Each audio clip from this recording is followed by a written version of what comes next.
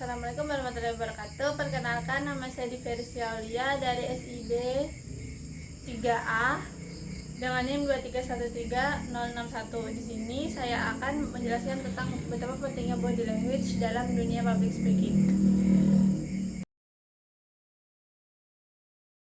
Penampilan dalam public speaking sangat penting karena mempengaruhi kesan pertama dan kepercayaan audiens. Pakaian yang rapi dan sesuai dengan konteks pencerminan profesionalisme dan keseruan pembicaraan, meningkatkan kepercayaan diri dan daya tarik. Selain itu, cara berdiri dan menggunakan alat bantu seperti mikrofon dan berkontribusi dalam aktivitas dalam acara juga dapat meningkatkan kepercayaan diri kita dalam menyampaikan materi atau bahkan menjadi moderator saat membawakan sebuah acara.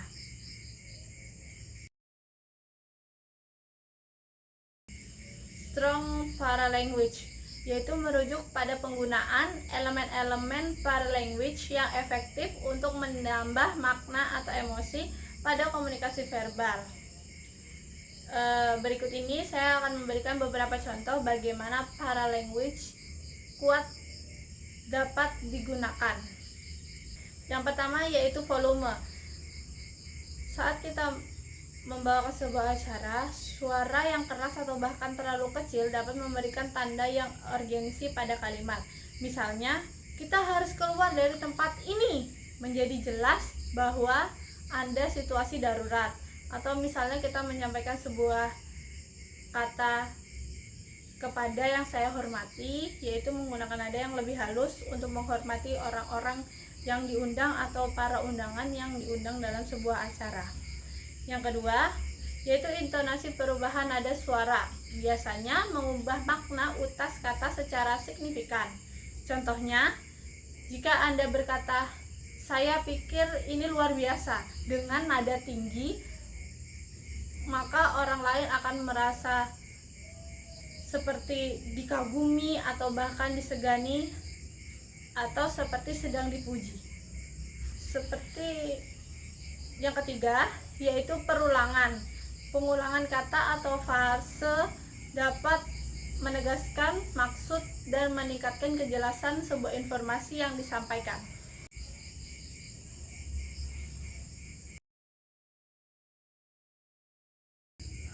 Yang ketiga, untuk menyampaikan body language yang bagus dan benar dalam public speaking, berikut saya akan memberikan beberapa hal yang harus diperhatikan pada saat melakukan atau menyampaikan body language yang bagus. Yang pertama yaitu ada ekspresi wajah, yaitu gunakan ekspresi wajah yang sesuai dengan pesan yang disampaikan, seperti senyum untuk menunjukkan keramahan dan tertawa untuk menunjukkan situasi yang sedang berbahagia. Yang kedua yaitu ada kontak mata, yaitu jaga kontak mata dengan audiens untuk menunjukkan kepercayaan diri dan keterlibatan. Hindari melihat ke bawah atau menghindari tatapan para audiens. Yang ketiga yaitu ada postur tubuh. Berdiri atau duduk dengan postur tubuh tegak yaitu mencerminkan tentang kepercayaan diri. Hindari posisi duduk yang membungkuk atau bahkan posisi berdiri yang lebih condong ke depan. Yang keempat yaitu ada gestur tangan. Gunakan gerakan tangan untuk mendukung pesan, namun jangan berlebihan. Gerakan sederhana dapat memperkuat komunikasi, seperti misalnya sedang mempersilahkan para audiens untuk memberikan sambutan kepada meja sambutan. Yang kelima yaitu relax. Untuk tetap tenang dan mengendalikan kebiasaan vigneting yang bisa mengganggu audiens, latihan pernapasan juga dapat membantu menerapkan prinsip-prinsip ini. Kita dapat lebih memahami atau lebih bisa membaca situasi yang akan kita lakukan, atau dalam situasi para audiens tidak memperhatikan kita harus tetap tenang dan berusaha membangun kembali suasana di dalam ruangan itu. Nomor 4 yaitu body language atau bahasa tubuh, adalah bentuk komunikasi nonverbal yang mencakup gerakan tubuh, ekspresi wajah, kontak mata, atau bahkan postur saat kita berdiri. Di sini saya akan sedikit menjelaskan tentang beberapa jenis body language yang saya ketahui. Yang pertama yaitu ada ekspresi wajah, yaitu menunjukkan emosi seperti kebahagiaan, kesedihan, atau ketidakpastian. Yang kedua yaitu ada gestur tangan, yaitu menggunakan tangan untuk menekankan poin atau menunjukkan arah. Dan yang ketiga yaitu kontak mata. Kontak mata itu seperti menunjukkan perhatian atau kepercayaan diri kita tentang apa yang sedang kita bawakan. Selanjutnya yang keempat yaitu ada postur tubuh. Sikap tubuh yang mencerminkan kepercayaan diri atau ketegangan itu juga menjadi dampak ke depannya yang mengakibatkan kita tidak percaya diri di atas panggung.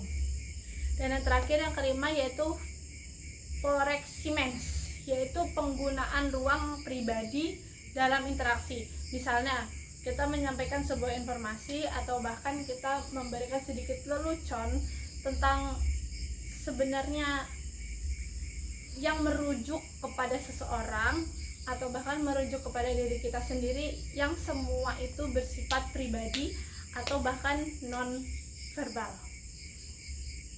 Selanjutnya saya akan sedikit menjelaskan tentang apa sih sebenarnya manfaat kita melakukan body language itu sendiri.